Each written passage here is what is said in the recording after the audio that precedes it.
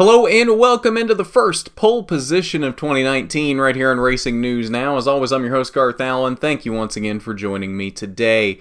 If this is your first time catching a Racing News Now video, consider going down below to hit that subscribe button and ring the bell for notifications so you don't miss a thing going forward from R&N. On the first episode of Season 2 for Pole Position, we are back for 2019. If you have not seen Pole Position before, I know we've picked up a lot of subscribers and followers since the end of last season, so there's a lot of you that may not have seen Pole Position before. This show is to quickly catch you up on everything that, every race that happened in the past week. So, for example, on this first edition of Pole Position for this season, we're recapping all three NASCAR races from Daytona this weekend: Trucks, Xfinity, and the Monster Energy NASCAR Cup Series, as well as Formula E from Mexico City. So this is the show for everything that we cover, as well as everything that we don't cover as in-depth, but some of the bigger series around the world that deserve covering as well. So we're going to start off with the NASCAR stuff from Daytona, quickly catch up on that. We'll start with the truck race from Friday, the NextEra Energy Resources 250 Friday night from the Daytona International Speedway. 111 laps, just slightly into overtime in this race. Austin Hill, in his first race for Hattori Racing, takes the checkered flag and puts that 16 truck right back into victory lane where it ended last season. It ended last season not only in victory lane, but as the champion. Austin Hill, the new driver of that truck, as Brett Moffitt has moved on to GMS Racing, and put on a very impressive run Friday night at Daytona, leading 39 of the 111 laps. 39 was the most laps led by anyone in this race. Grant Enfinger came home with a solid second place finish to lead the ThorSport Brigade. Ross Chastain with a solid third to start the season.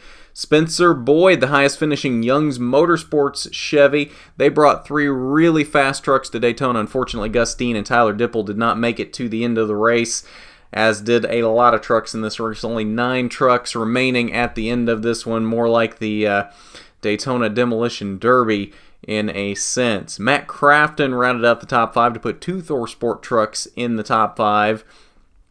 Rest of your top 10, a good run for Josh Rayoum, surviving the chaos of the night. He came home in the 6th position. Timothy Peters in 7th. Angela Ruck with a strong 8th place finish in her first truck race since 2010. Austin Wayne Self was the final truck running at the end. He finished in 9th. And Stuart Friesen rounded out the top 10, 3 laps down.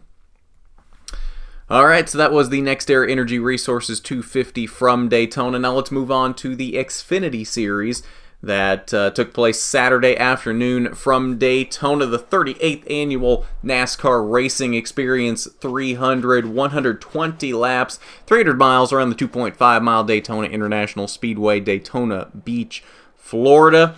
Michael Annett takes the victory in this one, his first career Xfinity Series victory. Of a long-awaited victory for Michael Annett. Has had so many struggles in this series. There's been a lot of questions as to why he was in what is arguably the best team in the Xfinity Series, why he has a ride with Junior Motorsports, and I think he silenced those naysayers with this win. A very strong run from Daytona, led 45 of the 120 laps. That was also the most of anyone in this race. A very, very strong run for Michael Annett. Teammate Justin Allgaier gave him a run there on the final lap, just couldn't quite do anything with him. 2nd place for Justin Allgaier. Brandon Jones came home in 3rd. A very strong run for Ryan Sieg in 4th. And Austin Cindric rounded out the top 5. Rest of your top 10, Christopher Bell in 6th. Jeff Green with a very strong run in 7th, putting 2 RSS racing cars in the top 10 to start the season. That is a teammate to Ryan Sieg. John Hunter Nemechek in his first race for GMS came home in the 8th position. Tyler Reddick, his first race for Richard Childress Racing, the reigning Xfinity Series champion, finished in 2nd, and also the defending winner of this race. And rounding out the top 10 was Chase Elliott running the 8 car for Junior Motorsports this week. All right, and that leaves one race left for the weekend, and that is the Daytona 500. It was a much more exciting Daytona 500 than I think a lot of us expected it to be with what we had seen so far during Speed Weeks, the Xfinity race. Not a lot happened. The duels, not a lot happened. The Clash, not a lot happened. The Daytona 500 was much more exciting than that. There was a lot happening in this race. I wouldn't call it a perfect Daytona 500, but it was much better than I think a lot of us expected it to be. It was very wreck-filled, not quite as carnage-filled as the truck race was, but there was a lot of attrition in this race. Joe Gibbs Racing teammates ended up 1, 2, 3 at the finish. A very big night for Joe Gibbs Racing in the first race since the passing of J.D. Gibbs, and it's fitting that his number would go to victory lane in this race with Denny Hamlin's number 11 car. Denny Hamlin picks up his second Daytona 500 victory, followed by his teammates Kyle Busch and Eric Jones.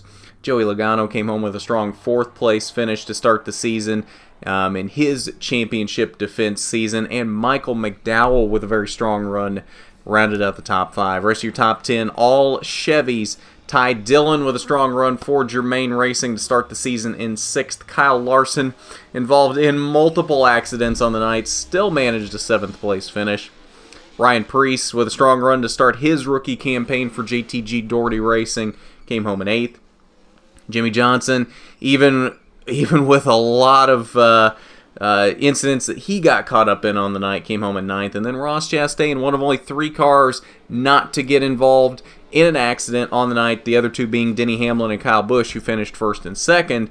Ross Chastain brings that Premium Motorsports number 15 home for a top 10 finish in 10th. Kudos to Ross Chastain, because I think that's much better than where that car had the speed for, but kept the car clean all night and was able to bring it home there in the 10th position. And finally, one other race from the weekend. It was Saturday, and it was Formula E from Mexico City, the Mexico City E-Prix. If you're not familiar, Formula E is very similar to Formula 1. It's just electric cars. So we'll take a quick look at what they did down in Mexico City. Lucas de Grassi came home with the victory in this one in his Audi. Also finishing on the podium were Antonio Felix da Costa and Eduardo Mortara in 3rd. Rest of your top 5 were Jerome D'Ambrosio and Andre Lautier. And rounding out the top 10, Pascal Wehrlein, Mitch Evans, Felipe Massa, Sam Bird, and Daniel Abt. So that's your results from the Mexico City E-Prix, and I believe that'll do it for this week's pole position, the first of 2019, the first of Season 2 of Pole Position here on Racing News Now. We've got diecast review coming up on Wednesday as usual, Wednesday at noon. If you're into the diecast side of things and you want to see a diecast, actually this week's review is on the set here today. It is this Brett Moffitt Chicagoland win. So that is what we will be reviewing this week on diecast review. So check that out on Wednesday if you are into the diecast side of things. And then we are back in action next weekend. Got lots happening. Doubleheader on Saturday from Atlanta, Trucks and Xfinity, as well as the Cup cars from Atlanta on Sunday. So a lot of interesting things happening now as we get into the season. This will be the first week of the new Aero package for the Cup Series. So I think we're all very interested to see exactly how that plays out. I think a lot of us kind of know how that's going to play out and what that's going to look like more or less, but it'll be interesting to see its first race on track to see exactly how it does perform with 40 cars on the track.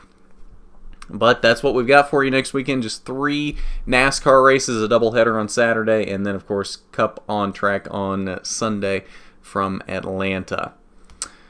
So, I believe that'll do it for this week's pole position. If you haven't done it already, you need to go down below, hit that subscribe button, ring the bell for notifications so you don't miss a thing going forward from RNN. And while you're down there, why don't you hit that big thumbs up button if you like the video. It's much appreciated when you do, and it helps us out so much when you do that. But at that, this has been the pole position where you always start on the front row. I'm Garth Allen for Racing News Now.